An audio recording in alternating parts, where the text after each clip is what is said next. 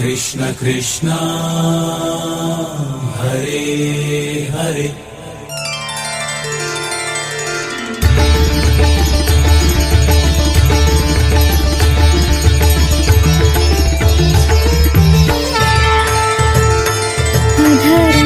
मधुरं वदनं मधुरं नयनं मधुरं हसितं मधुरं हृदयं मधुरं गमनं मधुरं मधुराधिपतिरखिलं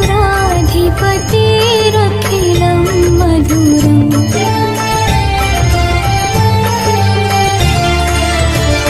वचनं मधुरं चरितं मधुरं वसनं मधुरं वलितं मधुरं चलितं मधुरं भ्रमितं मधुरं मधुराधिपतिरखिलं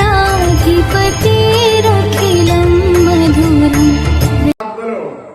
భగవద్భక్తులు మీ ఇంటికి వచ్చినప్పుడు మీ ఇంట్లోకి వచ్చి చిన్న నీటి బొట్టు తీసుకెళ్ళిపోతే చాలు, మంచి నీటి బొట్టు దాన్ని అడ్డు పెట్టి ఈశ్వరుడు సకల ఐశ్వర్యాన్ని ఇస్తాడు. మన కనకదార స్తోత్రంలో చూడండి, ఆ బ్రాహ్మణి వృద్ధ బ్రాహ్మణి ఆదిశంకరాచార్యుల వారికి ఉసిరిగా వేస్తుంది. దాన్ని పెట్టి దాని పుణ్యాన్ని అడ్డు పెట్టి లక్ష్మీదేవి బంగారు ఉసిరికాయని చూపించింది. అలా కోరికరాలు మహాత్ములు నీ ఇంటికి ఏనాడు వచ్చారో అప్పుడు నీ జన్మ ధైర్యమైంది అన్నారు. ఆయన పాల రజస్సు నీ ఇంట్లో పడితే చాలన్నారు.